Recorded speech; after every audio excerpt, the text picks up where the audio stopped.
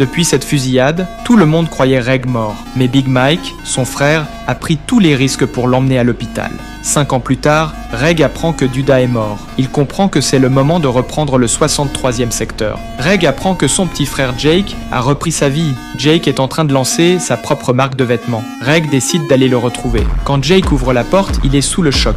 Oui, Reg est de retour. Il se serre dans les bras, comme avant. Jake lui demande ce qu'il compte faire. Reg lui dit qu'il va reprendre son quartier. Mais Jake lui conseille d'abandonner. Le quartier n'est plus comme avant. Mais Reg est né pour la rue. Cette fois, il est déterminé. À ce moment-là, leur grand frère Trig rentre à la maison. Trig sent que Jake a une drôle d'expression. T'es dans la merde?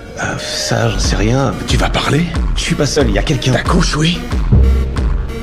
La vache. T'as essayé de me remplacer, hein? La première chose que Trig fait, c'est de gifler Reg. Reg ne s'énerve même pas, parce que Trig lui avait confié Jake et il a failli le rendre orphelin. Trig lui pose la même question que Jake. Reg donne la même réponse. La rue, il connaît, c'est son truc. Ce soir-là, il joue toute la nuit. Personne ne se souvient que c'est la fête des mères. Quand on frappe à la porte, ils croient l'aléâtre que c'est la livraison. Reg ouvre et là, c'est leur mère.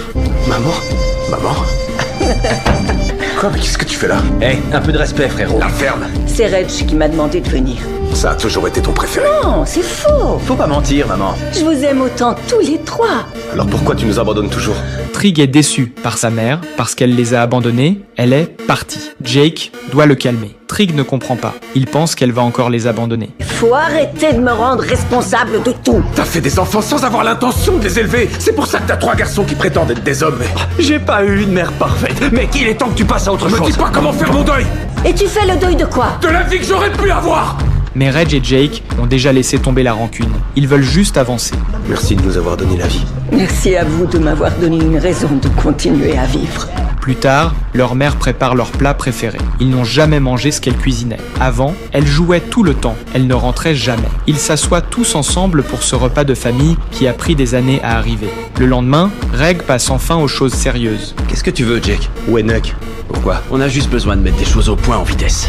Dommage, je sais pas où il se trouve. Il donne un coup de pied dans la porte. Il entre de force. Reg cherche Nuke, le chef actuel du 63e secteur. Nuke sort doucement, lui dit d'un ton arrogant que le quartier ne lui appartient plus. Reprendre ma ville, c'est mon territoire, c'est moi le chef. Je m'en occuperai mieux.